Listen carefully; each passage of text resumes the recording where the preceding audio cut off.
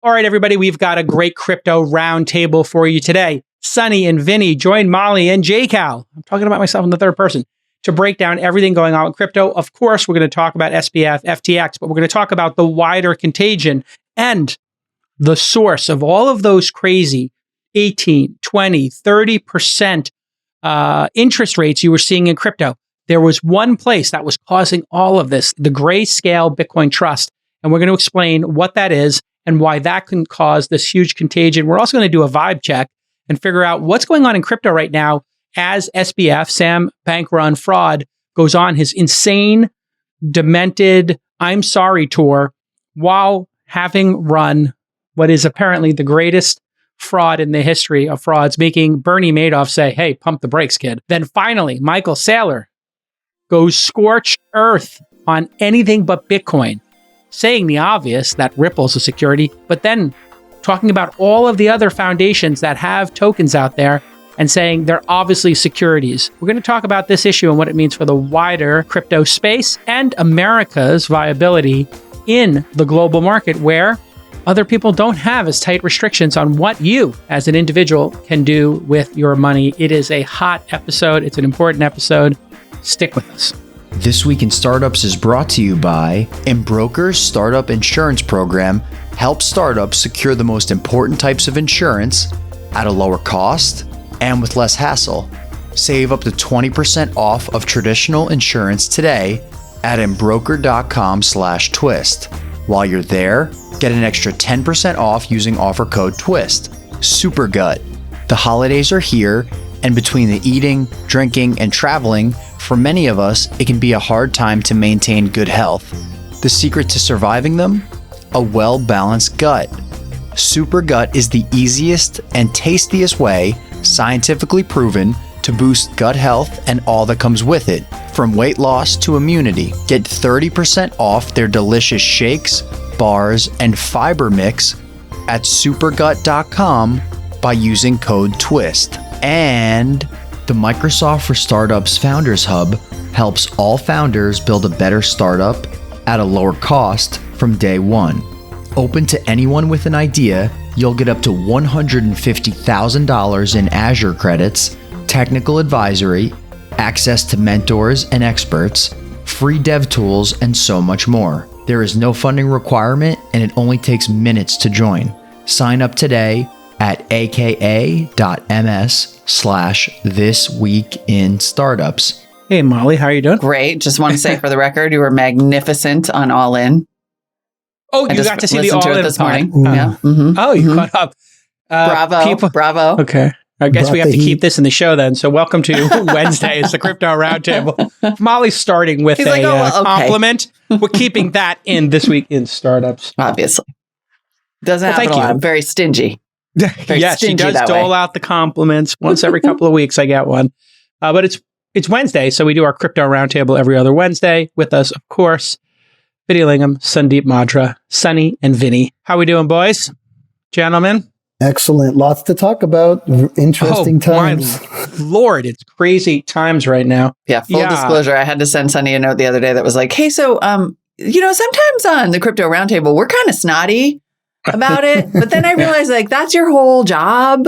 Should we be more sensitive to this? It's all good. Well, I think that's a good place to start. Let's start with that, Molly. What is the vibe in crypto right now? Because with this SBF situation, I think everybody's at their wit's end with the crypto community and all this hard work. There's code that's being written. There's businesses that are doing real things in the real world that I think are obviously getting massively overshadowed by this SBF fiasco, and he can't seem to shut up. We'll get to that in a minute. But Sunny, what's it like to be a crypto executive in the age of Bernie Madoff? Yeah, well, if you're building real utility, it's great because the exchanges were sucking all the oxygen out of the room for a very long time. And so the folks that are actually building are loving it because instead of the industry being about speculation, we're seeing people actually talk about utility properly now. And, not rushing to, launch a token and put it out there and get it on an exchange and everything else. So from the builder standpoint, it's a really, really good conversation right now. Vinny, what's it like for you? You know, you've been one of the OG crypto people since the beginning, and now this Sam Bank-run fraud can't seem to shut up. He's doing 3 Twitter Spaces a day. We've discussed on our private chats and group chats. On all, I mean, every group chat is taken over by this. Yeah. What do you think, Vinny? I mean, obviously, it'd be great if he would just shut up and go to jail, and go to trial, but apparently he will not. So, what's the crypto community think about him specifically? You know, obviously, we got Sonny's take on the industry, but what about the man? The man child. This guy is. I mean, he's not an idiot, right? He's not stupid. He's. You know, he might have gone downhill and made a couple of bad decisions, which snowballed into absolute fraud and corruption. And when I say that is that I don't think he started off the business trying to be a fraudster. Like that wasn't the intention. He tried to build an exchange. At some point, he got over leveraged and he lost money. And then he was like, "Well, I was going to double down." And he kept doubling down, hoping to make it back. And the market kept sliding south, and he just couldn't make it back. And at that point, it was way too late, too gone. You know. And so what he's doing now is he's making sure that he's safe in the Bahamas. That's why he let all the Bahamian people take their money out on the same day. So he's safe there. There's no extradition treaty between the Bahamas and the U.S. He will not. What was that? You said he let the Bahamian people take their money out? Yeah. Mm-hmm. On the day everything was collapsing, he authorized and he allowed Bahamian people to withdraw their money from the exchange while everything was collapsing. Wow. I actually didn't hear that in all of this. So there wouldn't be a revolt. Basically. Yes, exactly. Otherwise, they'll let people in the Bahamas coming to him. Exactly. Yeah. So obviously all the politicians, everyone had money in the exchange. They were able to get money out.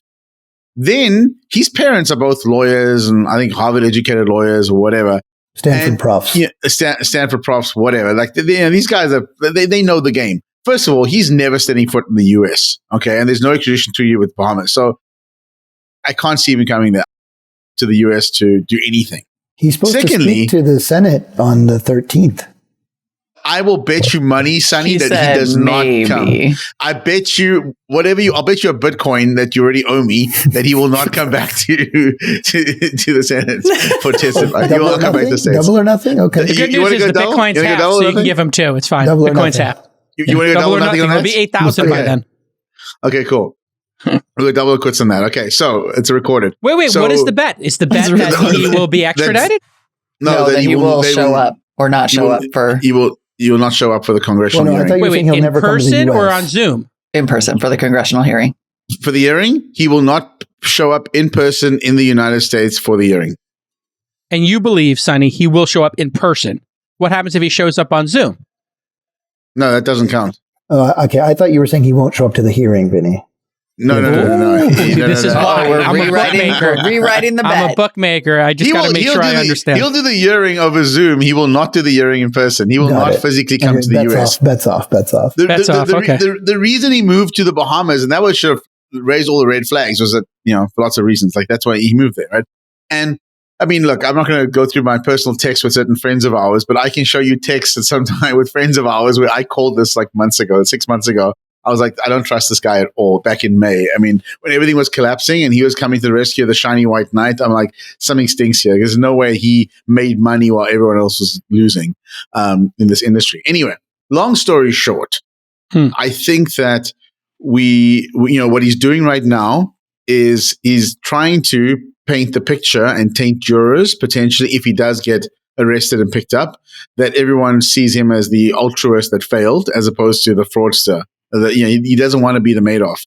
And so the more he can taint jurors, because guys, look at even the Craig Wright trial, for example. Like, these jurors have no idea what goes on in crypto. Like, you get 10 average people onto a jury and you explain to them how imagine trying to explain to them how derivatives work. I mean, come on. Like, these are like normal average Joes on the street, right? Maybe you get lucky and one person is tech savvy, but that's about it. So all he's trying to do is, like, everyone sees him in a positive light, and the media has been covering this up. At least to some point. I think they're loosening up right now. But in the beginning, they were like, this is one of our biggest donors. We got to defend him in some way. I think he's probably holding some people over a barrel with donations because he hasn't actually named all the Republicans and the Democrats that he purportedly gave money to. So at some point, he's like, look, and I don't know how he gave them money. And I will actually go and posit that he probably paid off people in Bahamas and other politicians in other parts of the world as well. So he's basically got a dead man trigger right now. The Bahamians are not going to extradite him. He's obviously probably paid people off there. And any other country in the world that he has, he was licensed, and he got licenses very quickly. And it was very clear that he was willing to donate money to politicians. Mm-hmm. Listen, I have been dealing with business insurance for 3 decades, and switching providers, always a nightmare. It's too expensive. It takes so much time. Often, you don't even get better coverage, but now you can make switching radically simple with Embroker. Embroker is the radically simple destination for industry-tailored commercial insurance. Embroker's single application helps startups get 4 quotes for 4 lines of coverage in 15 minutes. They connect you with one of their expert brokers for unmatched service. It's unrivaled in the industry, and it goes way beyond your policy. And listen, Embroker is such an amazing product that we use it here. I kid you not. We use it at launch. Why? It's just so easy. It's modern. It's affordable. And we don't want to be caught without insurance for critical functions in our company. We want to protect our team. We want to protect our assets. And we just like to conduct business correct. And you can start doing business properly with the proper insurance. So you can protect your team, your assets, your family, all that stuff by just using the promo code TWIST to get 10% off. Embroker.com/twist. That's EMBROKER.com/twist. Chef's kiss. I give them my highest rating. We love Embroker. Embroker.com/twist. Okay, so separate from SBF and that specific story, do we think that, to Sunny's point, the best thing that can happen in crypto is for it to just not to just dispense with the great man theory strategy, or like it become decentralized, like lots of different builders and not one giant hero of the whole thing? Also, one of the things that's been uncovered through this whole process is, most likely what the cause of all this was. And Vinny's going to have a heyday in this one. So this goes back to that Grayscale Bitcoin Trust. And what a lot of people are starting to zero in on is, a huge part of the speculation side of the industry, the ARB side of the industry, the yield side of the industry was driven from, at the core, the Grayscale Bitcoin Trust. And we talked about this a little bit last time, but we have Vinny here now. And up until 2021, the Grayscale Bitcoin Trust traded at a premium to Bitcoin price. And what everyone is uncovering because of this contagion right now is that most of the bigger players in the industry were all arbing that, and then, taking customer deposits to buy Bitcoin, to put more into the trust to take advantage of that arb. And Vinny, I'll let you hold on a second. I just want to understand that mechanically. Yep. Bitcoin's trading at 16,000 today. That's trading at, $16,500. No, so you move my Bitcoin there, you get the 500K. Yeah. So the $500 let me outline it, and then you jump in, right? Historically, up until 2021 March, the Grayscale Bitcoin Trust traded at about a 30% premium to Bitcoin. And so what people were doing was buying Bitcoin, putting it into the trust, and then if you left it in there for 6 months, you could get the GBTC out, which was at a 30% premium. So essentially, it was a... What is GBTC? That's the Grayscale, the ticker. Oh, I see. Got it. Yeah. And so people would put Bitcoin in. And so let's just use some round numbers. Let's say they put the Bitcoin in for 10,000, and then they could get the equivalent of 13,000 out after 6 months, plus whatever appreciation that's happened as well.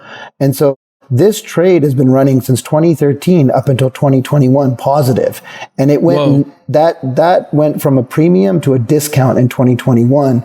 And what everybody has really realized now is a huge part of the industry was basically making a ton of money off that trade and using that to give high yield interest accounts and all kinds of things out there. And now once that stopped and once it went negative, that's what's really led to the collapse of the industry. But that's a good thing because this trust probably shouldn't have existed. I'm going to throw it to Vinny as to why. I mean, so thanks, Sunny. I've spoken about this many times in the past. I posted a link to you guys, and I'm going to read up one of the comments there. So I wrote this blog post. It's called Preventing Another Bitcoin Bubble on my blog. I haven't written blogs in years, but this is 2017. And I actually, I'm scrolling down to point number 4. And anyway, so I'll skip ahead. But I wrote, I don't believe that, and this is when 2017, when the price of Bitcoin was like 5 years ago. $1,000. Yeah, 5 years ago. So price of Bitcoin was like it was $1,000 or something at the time. I wrote, I don't believe the market cap of Bitcoin is growing organically enough to be large enough to support 300 million plus of immediate demand from potentially fickle and retail or corporate investors with stop loss triggers. Like, this is in relation to an ETF. I said, Bitcoin works when the price rises slowly, people hold and are reluctant to sell. 300 million overnight demand will create a spike, potentially encouraging more buying and some selling, and the price will keep rising until it doesn't. Then one day, the ETF will need to offload half its holding because people get scared. Imagine what that will do to the price overnight. Bitcoin will be most successful when it's held in small amounts by large numbers of people, not when they are highly centralized in one or two ETFs that have to force sell it whenever people get the jitters or have to make margin calls. You think you've seen volatility? Baby, you ain't seen nothing yet. Okay. Well, and here we are. In this case, Grayscale, you're saying, was operating like that ETF, that hypothetical ETF that they were making it easy. And it seems like it was like the fountain of youth of money, like a CD that never doesn't appreciate. You just go and put your money there for 3 months. Here's the ob. The ob is it wasn't an ETF, and this is on the regulators. This is their fault.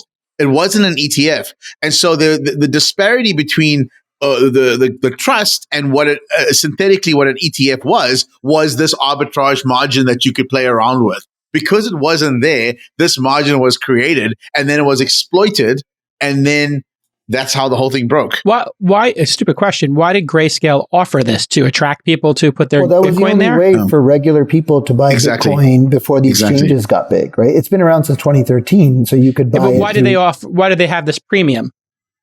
The premium is it's a regulatory arbitrage premium. It's like the difference between a trust and an ETF. Is this premium or discount? Because it flips to a discount as well. I think it's also slightly different. Like, the reason the premium started to disappear by 2021, it was easier for retail folks to buy Bitcoin through Coinbase and everything else. All those companies were becoming public. And so before, you were paying a premium to buy Bitcoin through, your traditional. So then people who had Bitcoin that they bought on some international exchange or had for some reason, or they had mined, could put it in there and get that extra bit. Yeah, so Jason, could they take it out after? Hold on, just a technical question here. Could they take it out after 6 months and then do it all over again?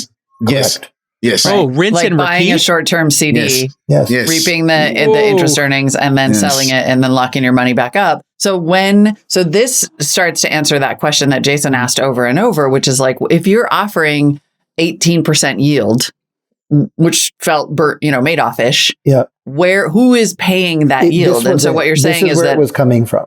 This is where it was coming from. Well, there you go. Yep. The bodies are coming out of Lake Mead. It's all starting to come together. Okay, so two things hold on. Just two things for the audience that may not have caught it. The Craig Wright case, Vinny, you mentioned before that people didn't understand crypto. That was the guy who claimed he was Satoshi, right? And people were upset that he did that, and they sued him or something. Yes. And then Dead man switch, just so people know that term of art, is you think you're going to be assassinated. You've got, a book of secrets. You have it automatically email it to folks unless you every, 10 days, press a button on a website. So these dead man switches exist in the world. The dead man switch originally came from trains, by the way. If you are running the New York City subway, you have to put your weight on the accelerator. And then if you died and fell to the ground from a heart attack, the thing would pop back up, the throttle. And therefore, it would stop the train, knowing that the conductor was dead. Good trivia. I just hate when a term comes out and I know half the audience doesn't know it. Okay. Sorry if everybody knows it. I only know from the Gray Man books. So what's even more interesting now is he happened to hire the other person with a known dead man switch. Other person with a known dead. Hold on, I can guess that. Attorney. Hold on, no, it's got to be Snowden or Assange. No. Ghislaine Maxwell is still alive. Oh, dead man switch. Yeah, she got a dead man switch. So she's got a dead man for sure. And her lawyer is now Sam's lawyer. So he's got the dead man switch attorney? Exactly. Wow. I did see that headline go by Drudge Report. I love going to Drudge Report because Drudge reads like whatever the story is, and he's like, here's the portion of the story that you'll talk about at a cocktail party. And it was, Sam Bankman-Fried, So think about it. It's almost like unbelievable that what's his name died and killed himself. What's his name? Epstein. Yeah, Epstein. It was like a suicide. The cameras were off. There was a lot of security. Guards are gone. Exactly. We all know what happened there. Guards were on break. Yeah, guards are broken. Exactly. But Ghislaine is all alive and well. Who kept the records? God, this is going to be a good movie. This is going to be a great movie. Back to the topic. But back to the topic. Yes. Back to Grayscale, because on the emergency pod that you came on, you said Grayscale is like the thing you're watching. Yeah. And so let me just finish the arc of the story. So there's been this premium. In March of last year, the premium flips and it becomes a discount. And right now, GBTC trades at a 40% discount to the price of Bitcoin. And what's the real issue? Because there's the premium it's liquidity. Exactly. The premium was there because it was sort of the only place, one of the easier places to buy Bitcoin. Now you can get Bitcoin wherever you want. And so it's a supply demand thing. And now what's happened is, many of those businesses that were put, so what was happening? Let's try to paint the whole picture, and we won't name names, but let's just say you're a crypto bank, right? Or you're one of these exchanges. You're taking people's deposits and you're saying, hey, come here. I'll give you these high interests. This is what, Molly, you were saying, Jake, I was saying, where is it coming from? Well, what they were then doing is taking that money, going and buying Bitcoin, putting it in the trust, getting it out 6 months later, getting the 30%, and just rinse and repeat, and then taking more money in. Everything was working. What ended up happening as that premium flipped, that game stopped. But now people are underwater and they're becoming more and more underwater. And that's the issue. And that's what started to kind of break everything. And that's the real kind of tie-in that everyone's, going back to the initial point, now everyone's kind of digging in and realizing this thing was at the core of a lot of the high yield accounts that we saw everywhere. And this is what people were leveraging to put more money into. And this is what led to the blow up of 3AC, Voyager, and a bunch of other folks. And even these FTX folks are involved in this as well. Okay. Interesting. So to recap that, just so I understand, Grayscale launches a financial device where people can put their Bitcoin in, or they can buy Bitcoin, either of those things. So if you're a miner, you put a Bitcoin in. And if you want to buy Bitcoin, you can buy Bitcoin. In your example, it was $10,000.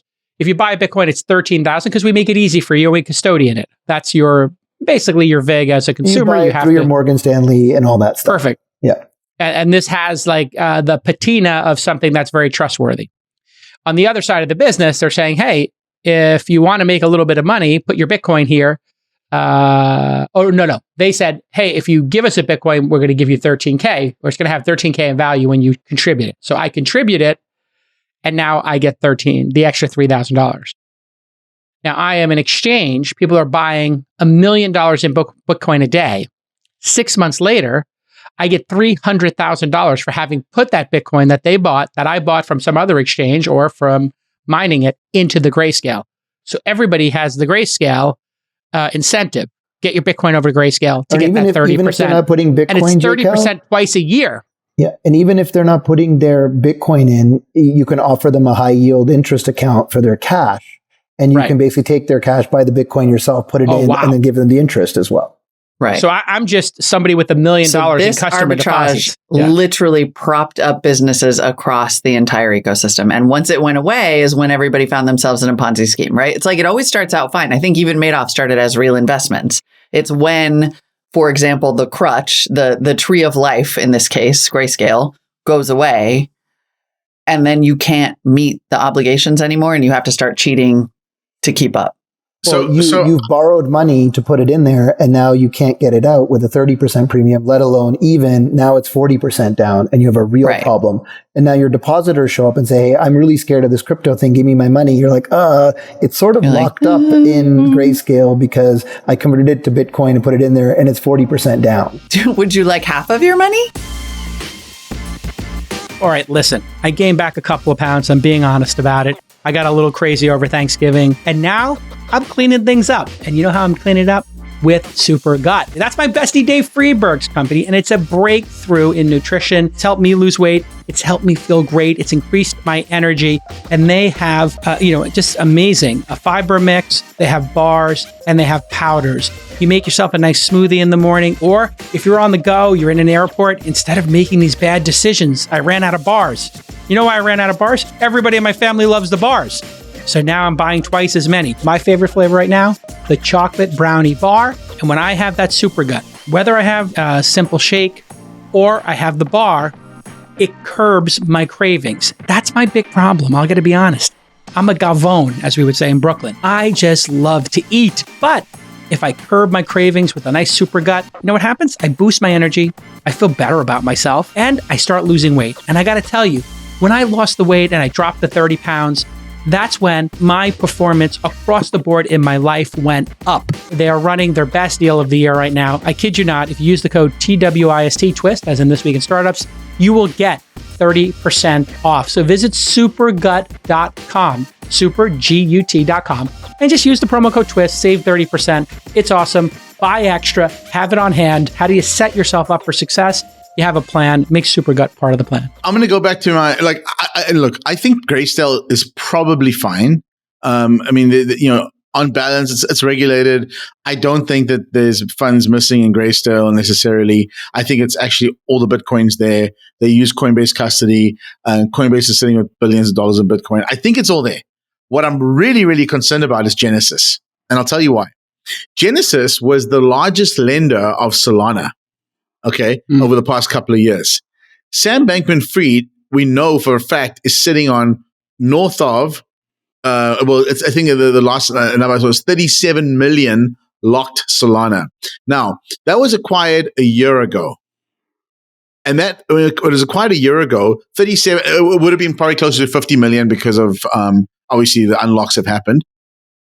At $200 a coin a year ago, that was $10 billion worth of Solana. Or something like that. So 5 billion. 5 billion. It was like it was like billions, right?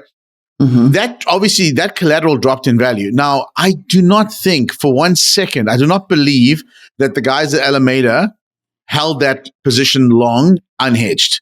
I don't believe it for a second.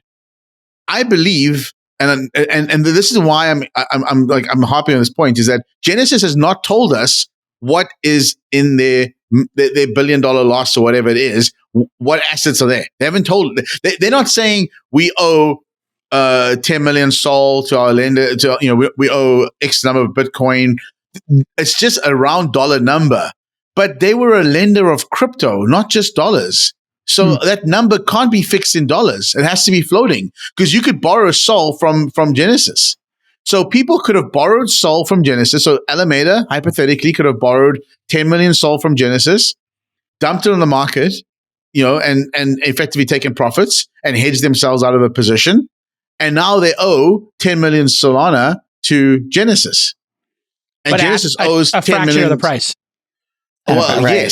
Yes, exactly. So you're saying two things are happening. One, the Grayscale was the tree of life that propped up all of these businesses and allowed them to offer these various premiums and yields. Genesis. And that, no, I'm coming back to that. Right. So Grayscale. Yeah. But and what you're saying is it sounds like Grayscale is probably solvent in the sense that it has all the Bitcoin it said it had. It's just that now it's at a 40% premium instead of a 30% or a 40% discount instead of premium. But on the other hand, you have Genesis, and there was news that came out today actually that said that Genesis owes the Winklevoss twins crypto exchange, Gemini, $900 million. Yeah. And you're saying that on the other hand, there is also Genesis that plays a huge role here and that doesn't have the money, is not going to be able to make people whole. Well, we don't know. This is all speculation. Everything I'm saying right now is speculation. Okay, so because there's no transparency and there's no regulation. Because Gary Gensler, SEC, everybody else said, you know what? You're not playing by the rules. We're not going to give you the rule book. The rule book's over there. So if you want to read the rule book, feel free. Well, Gary sort of messed up, and I'll drop an article in our chat, but Gary messed up because he had a chance to approve a Bitcoin spot ETF. Then there would have been none of this ARB, and it would have been just tracking 1-to-1, and he didn't. And so that's also, the discount is there now because of that. Either you could blame him for it, or you could say, listen, there's so much shenanigans going on over here. Probably a smart move that he didn't touch it. I just want to also point out, what Grayscale was doing was even more extraordinary than the 30% number. Because that could be claimed in 6 months, if you do just a simple, 2 flips of 30%, you go from 10 to 13 to 16.9. That means on a yearly basis, it's 69%. If my math is correct.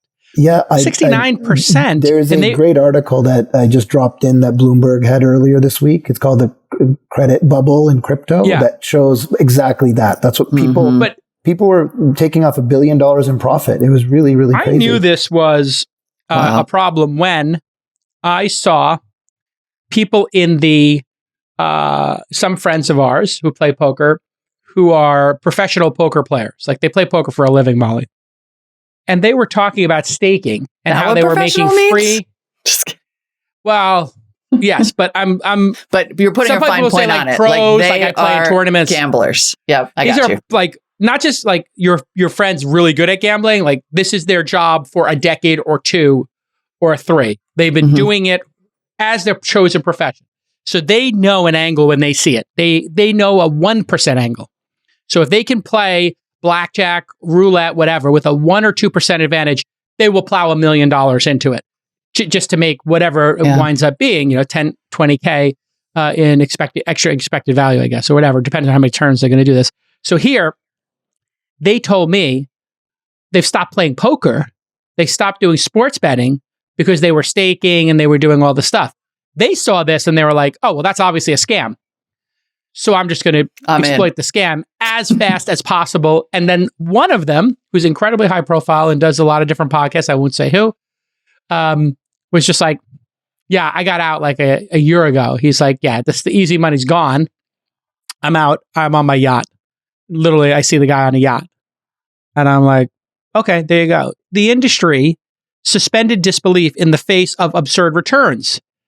Whenever you see a predictable return that is absurd, and absurd is compare it to the existing devices, venture returning 20% IRR, muni bonds returning 4, 5, or 6%, whatever bonds, treasuries, stocks, 7%. Whenever you see something that's just an outlier, it's a scam. It's basically a scam. I'm going to come up with a rule, but whenever anything is double or triple the existing stuff, it's probably a scam. It wasn't a scam, right? There was a desire for Bitcoin, and for a very long time, there was a premium you'd pay through Grayscale to buy Bitcoin.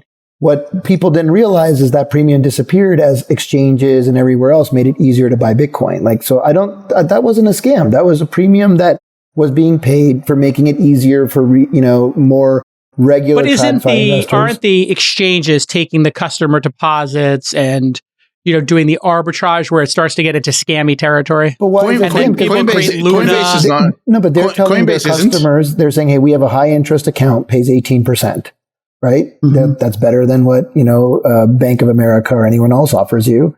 And they basically, they're telling you that they're doing that as well. Now, if they're doing it without, there's another topic we want to get to on SBF and FTX, which doesn't add up right now. But with respect to all the folks that were offering the high interest accounts, they were telling their customers that they were using those deposits to generate rehypothecation. Rehypothecation, yeah. When I hear a word that I've never heard before, combined with an interest rate that I've never seen before, that's when I'm like, you know what? You're using a word I don't understand. You can't explain the process to me, Molly. And the number is 4 times what, another instrument is offering me. Sorry. I think that people always want to believe, right? And it's what we're hearing from SBF now on his tour is, I wanted to believe. But you will also have if you set up a tree of life that spits out money all day, every day, and you can just put, money in and get more money out, somebody is going to build a scam on top of that. Those things can all be true at the same time. But also, of course, it's real for the time that it's real, right? Yeah. Real until it isn't? With SBF, it's slightly different. Maybe a good transition here. If you guys have more questions, we can stick on it. The thing that's not adding up with SBF is he keeps saying a couple of things very consistently. He keeps saying, well, the customer deposits were going into Alameda because we didn't have bank accounts at FTX. You guys have probably all heard this. Yes. He says it almost at every time he gets to talk. What doesn't make sense for me is, okay, if I'm sending money to FTX, I'm sending it there to buy some crypto, whether it's Bitcoin, Ethereum, Solana, take your pick of whatever it is. And what doesn't make sense to me is if I send it there, then I log into my FTX account and say, let's say I send 100K and I go, okay, I go in there and Bitcoin's 20,000. I buy 5 Bitcoins. It's those 5 Bitcoins should still be somewhere. What I'm really struggling with was everyone on FTX, and Vinny, I want your take, just playing fantasy crypto? Because it would be really hard to use people's money that was, crypto that they were buying through the exchange, right? And that's where things aren't adding up for me, and we're not getting a lot of clarity. Okay, I'm here with Allison Rose from Microsoft for Startups. So Allison, what is the most valuable resource for founders in the early stage of their startups that Microsoft is offering? So let's face it, financing is one of the biggest, if not the biggest, roadblocks that startups face today. Through Founders Hub, we're alleviating some of the financial stress of starting a company by providing tons of free resources for founders. So we provide founders of any stage with up to $150,000 in Azure credits, which is huge because that can be used to do anything from building your prototyping to a lot of our founders are using that for conducting experimental development without eating into your runway. So there's so many things that you can do with those credits. But beyond that, we also provide founders with free access to crucial tools and software like GitHub Enterprise, as well as a suite of Microsoft software like Office, Teams, Power BI, and so much more. That's amazing. Yeah, I mean, those things alone are like a line item or two in any startup's budget. And you could redeploy that with an extra sales executive, designer, developer, just by recapturing those credits. The Microsoft for Startups Founders Hub has no fundraising requirements. It's open to anybody. You don't have to go to some elite program to get those credits. It only takes 5 minutes to apply, and startups can get up to 6 figures of benefits right away. Sign up for the Microsoft for Startups Founders Hub today at aka.ms/thisweekinstartups, aka.ms/thisweekinstartups. Thanks, Allison. Thank you. I've always been a big fan of decentralized exchanges because I just don't trust exchange operators. And Jason, you're right. Someone posted a comment here, which I think is really, really important. K-Pack Ruddy. There's always counterparty risk with high yield accounts. It's 100% true. Okay. Right. So the moment you have to trust a third party, that is counterparty risk. I mean, touch wood right now. I haven't lost any funds in crypto ever on exchanges because I don't leave money on exchanges. So I dodge the Luna bullets, I dodge FTX, Mt. Gox, all these places. Like none of them touch because I just don't leave funds. I tell people this: do not leave funds. Exchanges are meant to be a transaction point. You go there, you wire your money, you buy your crypto, you take it off, and you don't leave it with them. Use Coinbase custody, use Anchorage, use one of the custodians out there. There's no reason for you to go even and MetaMask. leave any money. You can just put it in your own wallet. Self-custody. Use ledgers, MetaMasks, figure out how you want to store your crypto. But the whole point of crypto was that it's self-custody. That's the whole point. But I want to go back to this other point early on where you said that the price of Solana has dropped. The price of Solana has dropped. And that is a good thing for, in theory, if you're owed Solana. It's a bad thing if the person can't pay you back. So now, let's say, for example, the price and the price was, so this is what potentially happened. They borrowed some Solana from Genesis. They gave FTT at some point. Look at April, by the way, where it all came crashing down. I mean, it's like, so they borrowed some FTT. They borrowed some Solana. They gave FTT. The FTT is worth nothing now, $1.50. Now Genesis still owes the people it took the Solana from. Let's say I had Solana deposit with Genesis, and by the way, I had some Solana with Genesis at some point, and they were lending it out. There's a company I'm part of that we had a distribution of Solana, and we were just basically earning interest, and it was okay. It was like Genesis. It wasn't a huge amount. We withdrew that when all the stuff started looking shaky, but we weren't the only ones that were taking the SOL from and then lending out to other people. We're lucky we got our money out before the whole thing, collapsed. And now it's obviously locked up. But here's the point. If they go and raise $1 billion to plug this hole, they have to get, if Sunny lent them, 100,000 Solana, and they owe Sunny 100,000 Solana, they don't owe him $15,000 or whatever it is, or 1.5 million, whatever it's worth today. They owe him 100,000 Solana. So now they can go to Sunny and they can say, Sunny, your Solana is only worth $15 right now, or $14. We're going to pay you out 1.4 million. And he might accept that. So Sunny may go, okay, I'll just take the cash value. However, there's a tax consequence of that. because then he's effectively sold it at that price. And so Sunny's going to say, you know what, guys, I actually don't want to sell these prices. I don't want to pay the long-term capital gains tax on this. Give me my SOL back.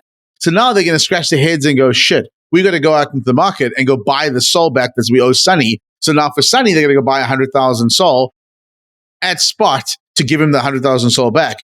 What does it do? It pushes the price of Solana from $14 to $15, let's say. Now, the next person, same thing happens. All of a sudden, they cannot go and buy all the Solana. So it's almost like a short squeeze. Yeah, it's a short squeeze. Them raising $1 billion is, to fill the hole is immaterial. If the people on the other end they owe the coins to don't want cash in kind, they want the actual tokens. Because there's an infinity. There's a black hole on the other side. Exactly. And so here's the play. Here's the play here. The play is that they potentially is a short squeeze, but the reason they haven't leaked and haven't shown, nobody has seen what the liabilities of Genesis are, except this cash amount they're trying to raise, is because if it gets out that it's Solana or whatever coin, that coin is going to run. Some.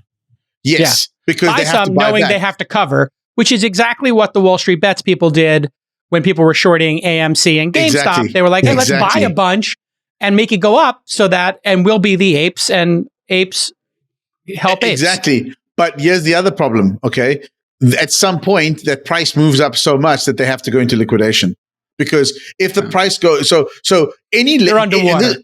If any lender comes to them and says, we're going to give you $1.5 billion, for example, and this thing doubles in price, now it's $3 billion you need to cover. So there's a couple additional data points here, Vinny. I think related to the 3AC crash, DCG picked up a huge liability, like a $1.6 billion liability, right, from Genesis. And then there's another like $500 or $600 million facility. So some of these have already been moved up the stack into DCG. So it's really fascinating what's happening. Gemini going to go out of business? No, I don't think so. Paused. I think the combination of Gemini and DCG is probably going to have to go through like some kind of equity financing or restructuring or something. I don't think it'll go out of business. Who's going to put money up into equity financing these things after you got to remember, what happened with SBF and FTX? Well, on DCG, there's, on Grayscale, which is owned by DCG, they have 640,000 Bitcoin, which today is roughly worth $10 billion. That's generating $200 million a year of fee income. That thing has a 2% fee on it. And so that's real, right? That again, that's real. 600,000 there. So that's something that's real. They also own CoinDesk and a bunch of other assets. And so, the Genesis business is quite complex. Outside the lending business, they also have a prime brokerage and other things. Like Vinny knows it really well. And so what may happen is their lending business could go, to the side, but other businesses could remain. I think as a side note too, before we move on, because I know we have a clip we want to show you. We want to get your impressions on this viral conversation and the future of the whole thing. But one other note on not necessarily when it might be a scam, but when you might get yourself in trouble is a thing that we've been talking about, like SBF using this chaff strategy where all his answers are like unbelievably complex. And that's not the point. The point is, did you use customer deposits? But like this entire ecosystem, I'm going to wager that a fair number of people listening to the show right now listen to everything that Vinny said and we're like, I got about 12% of that. If it is too complicated for you to understand, don't put your money there. Like that is a way for you to get in trouble. And what these exchanges did in a lot of ways, what all the centralizing in this industry has done is make it more convenient. We love convenience. That's why we used to have an open internet and then we got Google and Facebook and walled gardens. The convenience abstracts away the complexity, making you think that you can understand it, which is how you lose your money. Yep, we see it in mortgages, complex mortgages, totally. And other complex devices. Really, really good advice. Or if the game is too complicated, you're not obligated to put more than 1% of your money into it. If you're going to go play poker, you don't know if a flush or a straight is a better hand. Vinny's still figuring that out. You can just do 1% of your net worth, and then we can all just pay our mortgages based on Vinny spewing at the table. Ask Sunny who owes who money in poker this year. Ooh. Oh, it's like that now. Here we go. All right, It's Molly, like that. cue up All the right. clip. Cue up the clip. Let's This is do a the- okay. great clip. I really want to ask you guys about this clip. This is amazing. So Michael Saylor, who obviously a Bitcoin maximalist, he was on CNBC the other day saying crypto and Bitcoin and crypto are in an unhealthy relationship and we want out. And now he's just taking his chance as the uncoupling begins to just come out swinging against everybody. Let's do this 1 minute, 40-second clip in which he basically says everything is a scam except for me. Ripple's an unregistered security. It's pretty obvious. There's a company. The company owns a bunch of it. They sell it to the general public, but they never took the company public. There's no disclosures. So the SEC's position is you're selling an unregistered security. It's a crypto token, right? Just like Ethereum is an unregistered security. It's controlled by a few people in the Ethereum Foundation and Consensus. Fair. Then Just here's a like question. FTT, just like Solana. Perfect. But here's a follow-up on They're that, all Michael. unregistered security. I think the best thing for the world would be if the SEC pretty much shut down all of it. It's all unethical, right? I mean, the Bitcoin position would be Bitcoin is an ethical commodity. All of these other altcoins are unregistered securities. They're all just equity tokens issued by a company in order to get around going public, and they're committing securities fraud. Ethereum included. Of course, especially Ethereum. Ethereum's got $20 billion of ETH token locked up in the staking contract right now, and there's a couple of people that may or may not give it back to you ever. Now, isn't that the definition of investment contract? If a bank took $20 billion of your assets, froze the window and said, you can't have your money back ever, maybe in the year 2024, we're not sure.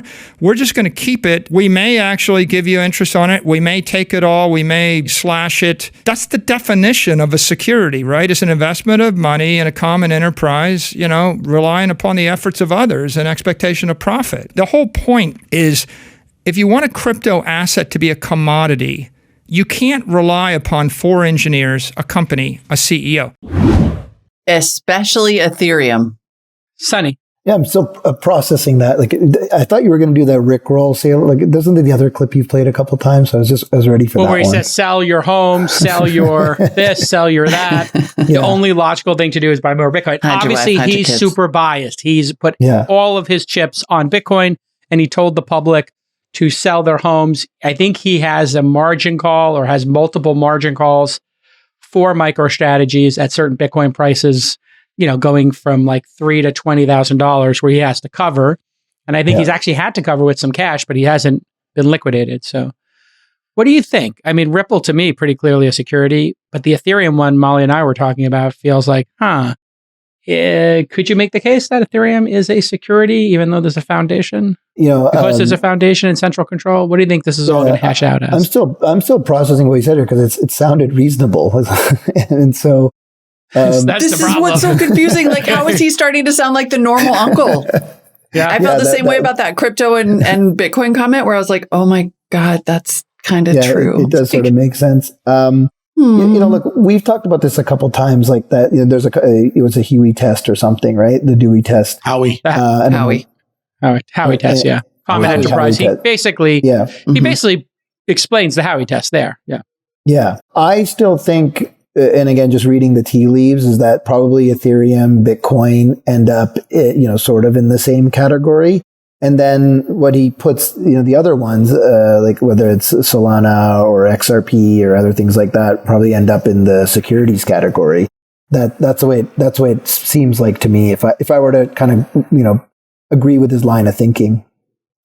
Vinny? Yeah, it's a tough one. I mean, I think when we try to draw comparisons between companies and crypto, protocols and entities, it's not very clear, right? Now you could argue Ripple, I think, is very different from Ethereum. I don't think it's the same thing. Ripple has shareholders. You can invest in Ripple. Ethereum has no shareholders. There's no dual structure there. So I think, Saylor's a Bitcoin maxi. He's going to slap everything together and say it's all the same. And it's because it's serving his purpose of being a maximalist in Bitcoin. So I don't think it's as simple as what he's trying to make it sound. I felt like the way he described Ethereum to try to make it sound like a security to me sounded like it also described Bitcoin. I mean, and isn't there like a big chunk of Bitcoin held in the Satoshi account that if it were to be released, it would like mess up the economy? And isn't it also a common enterprise and people? And, I was like, well, to me, I felt like listening to it again as somebody who's like, I understand. I think I'm up to like 62% of what you guys are saying most of the time now. I actually can explain this, I think. I'm going to take a shot. Okay. So just the Howey test. You're investing money, 1, in a common enterprise, 2, for profit, 3, derived from the efforts of other. All of these projects share those things. Yeah. Now, here's the problem. In a company that's a corporate entity, Ripple is a corporation, as Vinny correctly points out, to, share structure. They control it. There are shareholders. There's governance. It's clearly a security. There's no way for them out of that box. It's a security. They have them dead to rights. Now, there's 2 other structures. No structure or a foundation. Offshore foundation or structure. That's where Ethereum lives. Ethereum has a foundation. And then you go to Bitcoin. There's no Bitcoin foundation. There's no Bitcoin central governance, right? You can vote as a server, correct me if I'm wrong, and if a certain number of servers vote, you can make changes to the code. Ethereum happens through the control of 4 or 5 developers, I believe. They have a foundation. The foundation holds those coins. So now the argument is, when is it a security? No control, which makes it a commodity, which is the brilliance of Bitcoin. So yes, there's a wallet somewhere that's never been touched, but there's no corporate entity, Molly. This thing was just put out into the world. There's nobody to subpoena. There's no board of directors. But then when you get to the foundation people and the corporation people, each step along the way, it gets easier to hold somebody accountable, and there's somebody who profits from it. Here's the rub, and I'll end on this one, and then you have it, Vinny. A lot of the companies who are corporations created parallel foundations because they felt like the foundation argument was the strongest. I heard this from attorneys. You create a foundation, you put it in Panama, put it in Bahamas, put it in BVI, put it in Singapore, put it in the Zerg. Your foundation will protect you. And the foundation owns the coin, and the foundation does stuff with the coins. Now, you as the founder, since you have the early line on this, can buy 1 billion tokens for $10, and then there's a public offering. So essentially, they architected, law firms architected this, what I'll call shady and or clever, depending on the interpretation. It could just be clever, or it could be shady, or it could be trying to get around securities law. That'll be up to a jury and a judge to figure that out. But that dual structure is where I think you're going to have a problem. I don't believe there's a Ripple foundation. Ripple came before all this foundation concept. And so if somebody creates a foundation, it's a nonprofit, do they get some level of protection? I don't know. I'm not a lawyer. I don't know how a trial and a judge and a jury, if it goes to a jury trial, is going to, call balls and strikes. Here, Vinny.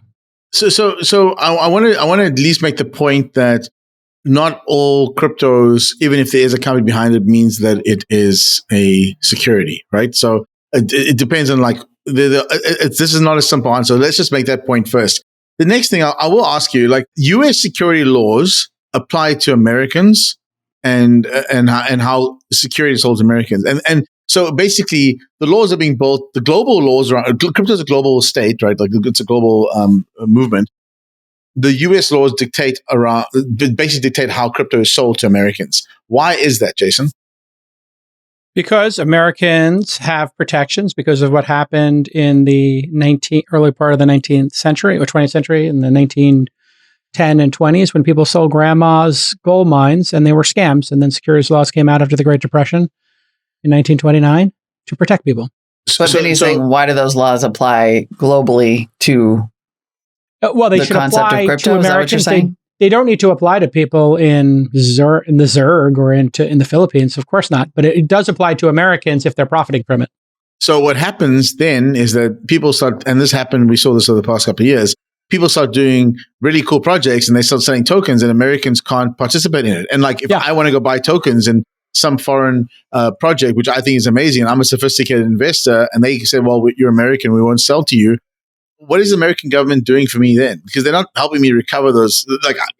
It's my money, right? So I have my cash. I can put it wherever I want. I can go to the casino and drop it on black or red or one of 36 numbers on a roulette table, and they don't stop me. Why are they stopping me from So here's the solution. I'll cut to the chase.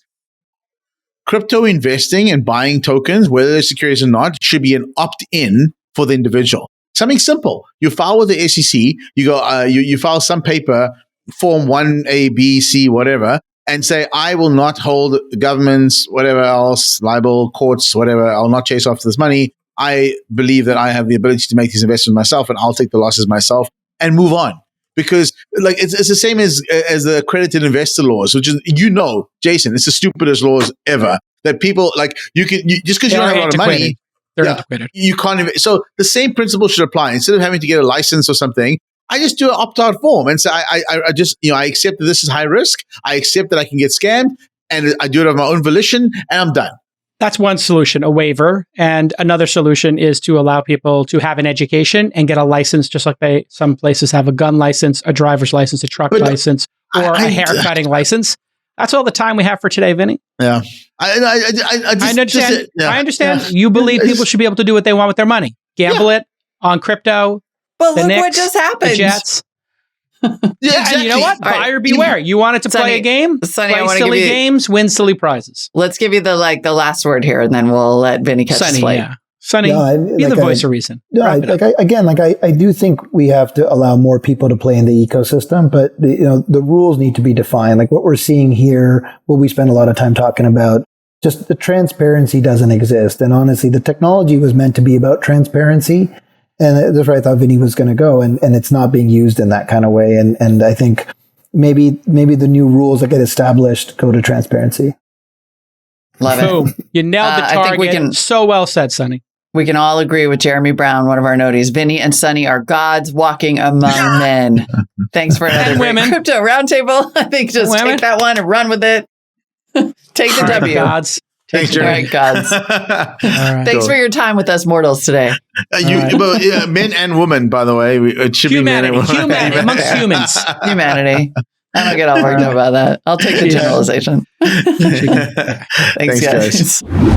All right, everybody, stay tuned tomorrow. We got our boy, Lon Harris. We're going to talk about all the streaming news going on out there. And of course, it's Friday. It's OK Boomer with Rachel reporting. It's going to be a great show. Can't wait to see you tomorrow. Don't forget, rate and subscribe. Wait, if you got to this point in the show, you've rated and subscribed already. Just tell your friends about the show.